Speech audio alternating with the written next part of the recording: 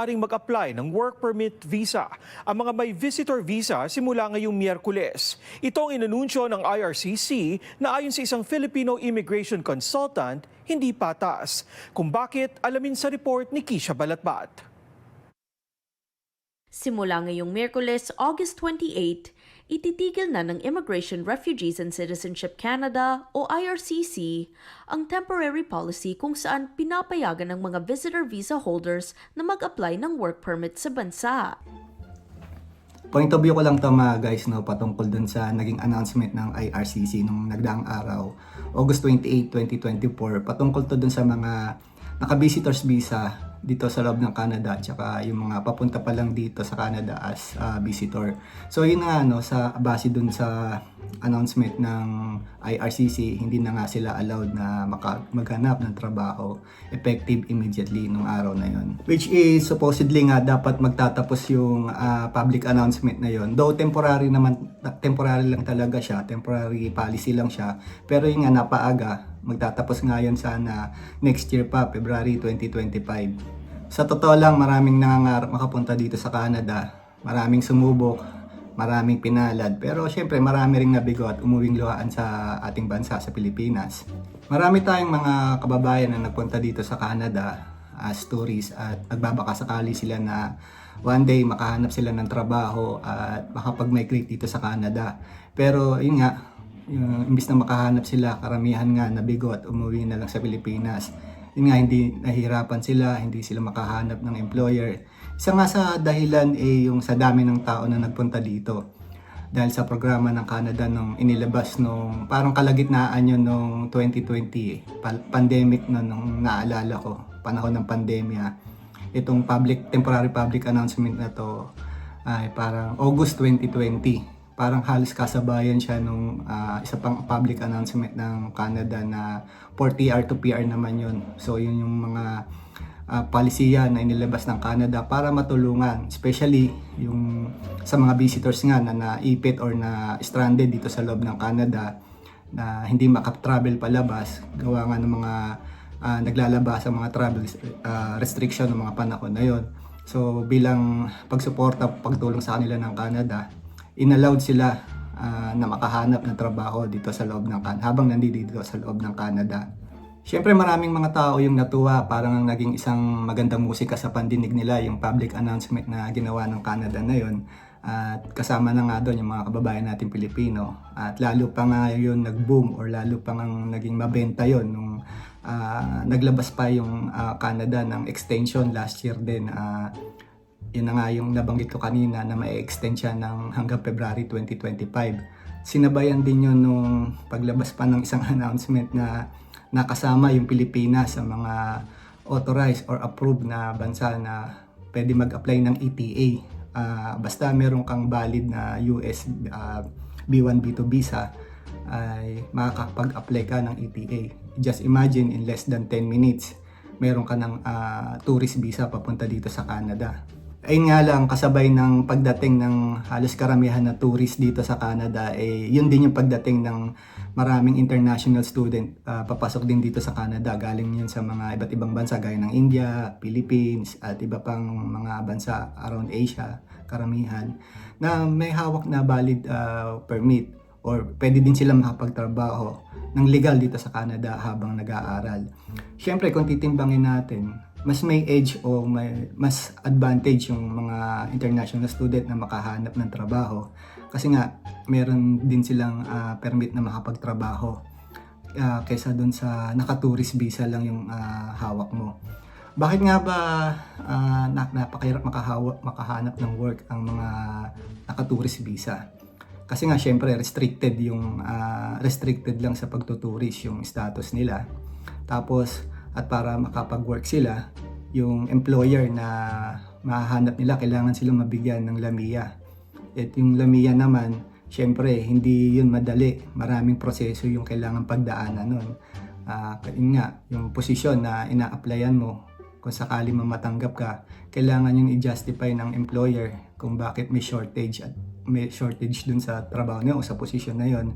Kailangan niya i-justify yun.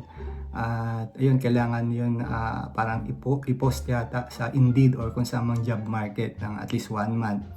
At kailangan din magbayad ng employer ng parang may plus or minus 1,000 Canadian dollar, hindi ko alam kung ano yung eksakto.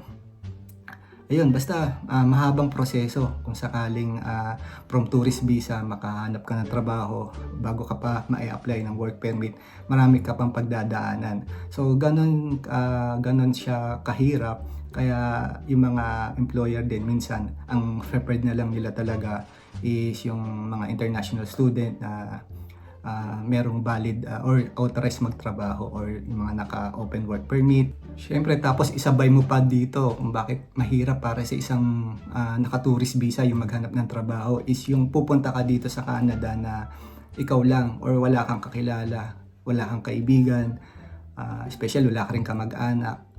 Isipin mo, napaka-costly ng mamuhay dito. Yung pag-rent mo lang, sobrang mahal na. Tapos syempre, hindi ka rin basta-basta makakahanap ng kwarto dito for rent. Kasi syempre, yung status mo, wala namang landlord or landlady na o kung sino mang may-ari ng paupahan na mag-a-allow sa'yo for magpapaupa sa'yo temporarily ng ilang buwan or ilang linggo. Usually dito by contract kasi parang minimum nga yata 6 months or to 1 year. So yung pa lang bayad mo sa rent kung if ever man na makahanap ka ng tutuluyan, tapos kung wala naman yung hotel napakamahal din. Tsaka yung validity ng pag-stay mo dito is limited lang to 6 months. So within that span, 6 months, parang sa paghahanap pa lang ng trabaho, ubusin mo na mga 2 to 3 months bago ka makakuha ng trabaho. Then yun nga yung nabanggit ko kanina, dadaan pa yun sa mga proseso gaya ng pag-apply ng LAMIA, after nun, then work permit. Umabot pa nga sa punto na nabalitaan namin or miski man ako na nalaman ko na dahil syempre naka-tourist visa ka na dito, yung ibang mga kabayan natin inakagat pala, nagkakaroon ng bentahan ng LAMIA dito. Maabot pa nga yata ng 18,000 Canadian dollar yung huling nabalitaan ko na nagbebenta ng LAMIA.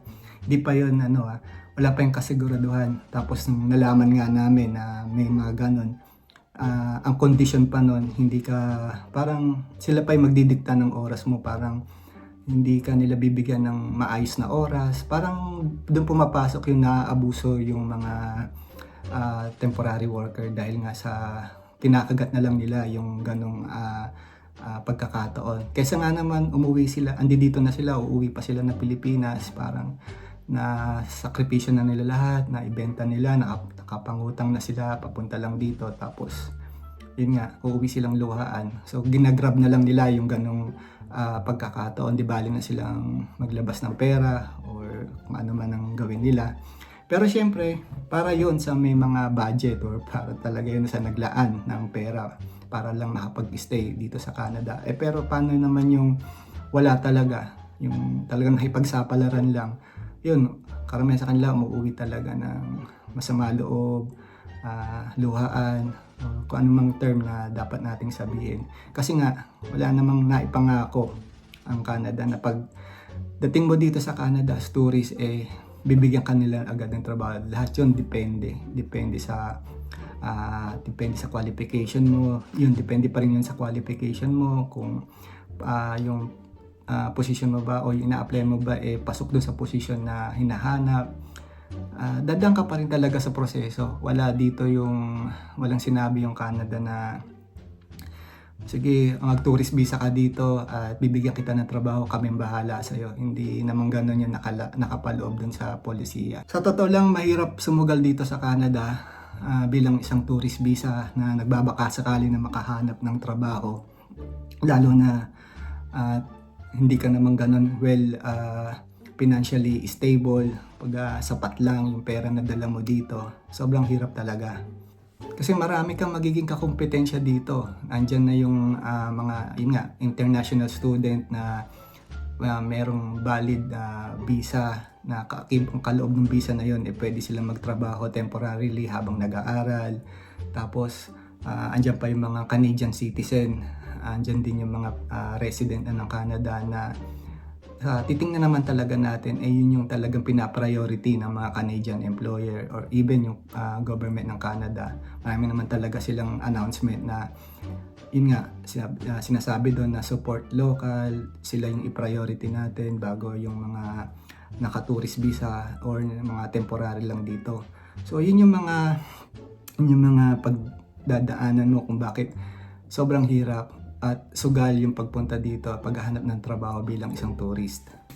So yun nga mga guys, yun lang ang aking point of view sa announcement na nabalitaan natin or nag-trending recently. At see you na lang ulit sa susunod nating mga vlogs. At so long mga guys, God bless and happy weekend everyone.